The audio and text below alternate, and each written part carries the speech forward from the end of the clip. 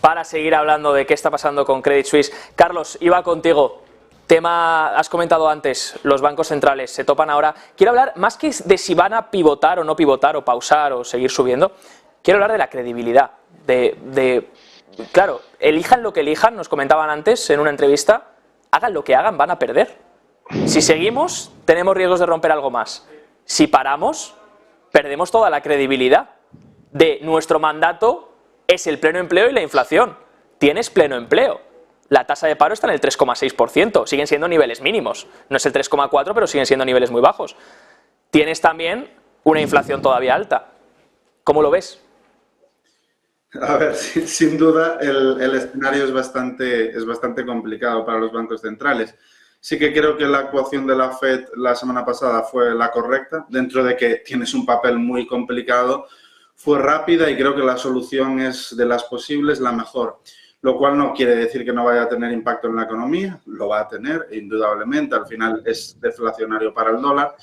Y habrá que ver cómo reacciona el Banco Central Europeo, que en mi opinión suele ser bastante más torpe que la Reserva Federal.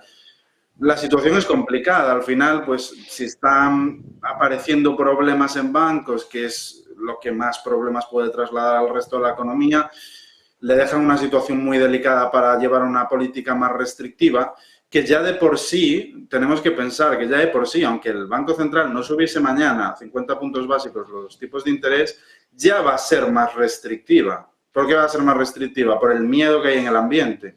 Ahora mismo, después de lo que hemos visto la semana pasada y lo que vemos esta semana con Credit Suisse, que según el Contributor Market, bueno, hay un espacio entre el BIT y el AS de los CDS de casi 100 puntos, ¿no? Pero ahora mismo está en una tasa de una probabilidad de default superior al 60%, que es una barbaridad. Entonces, con esta situación las condiciones ya van a ser más restrictivas, aunque los bancos centrales no moviesen fichas, simplemente por el miedo que hay en el ambiente.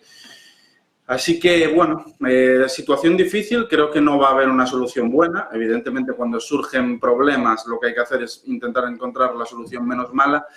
Pero los 50 puntos básicos, como decía antes, los veo bastante complicados, la verdad.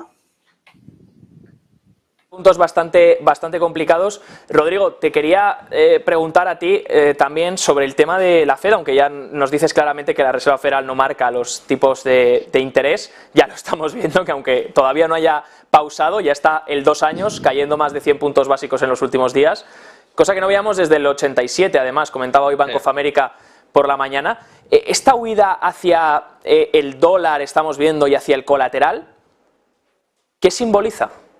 Vale, y si podéis poner la presentación, que tengo cuatro diapositivas para ilustrarlo. Hay mucha gente que me quiere rebatir que los tipos de interés los marca el Banco Central, pero es que la realidad cada día le dice lo contrario. Yo no sé por qué la gente está tan obcecada en creer en los bancos centrales, cuando la realidad es todo lo contrario. Bueno, estamos viendo que el sector de la renta fija está diciendo cada vez apostando más a un escenario de deflación, un escenario de menos crecimiento y de inflación, ¿no? De subida de precios. Eso es lo que está marcando la renta fija. De hecho, le está mandando la plana directamente al Banco Central. La curva cada vez se está invirtiendo más y el sector está diciendo no, esto vamos de cabeza a la recesión. No sabemos cómo de grave será, pero esto es lo que está diciendo el mercado y cada vez hay más consenso en el mercado. Tampoco es por ser, yo soy bastante contrarian, pero cuando a veces el mercado tiene razón y el mercado de la renta fija no hay que siempre decir, oye, pues como todo el mundo piensa que va a haber recesión, no va a haber recesión. A veces hay recesión y por las razones adecuadas. Entonces, ayer aquí estamos viendo en la gráfica que los futuros eurodólares, bueno, tuvimos una subida enorme. Están haciendo hedge muchísimos agentes económicos porque lo que están viendo es que hay miedo dentro del sistema, ¿no? Dentro del sistema de creación de dólares offshore del sistema doméstico americano. Aquí vemos cómo la letra del tesoro, decías, del colateral, Credit Suisse. Quita CS. ¿Perdona? Perdona, Rodrigo, continúa.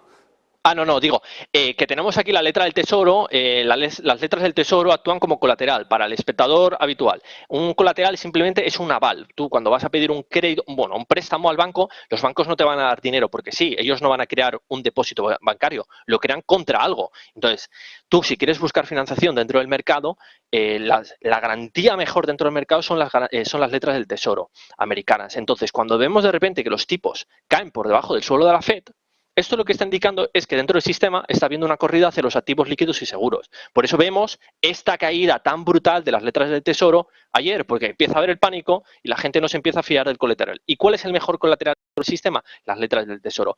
Por eso caen los tipos de interés, no porque los marque el Banco Central, sino porque es el propio mercado que demanda activos líquidos y seguros.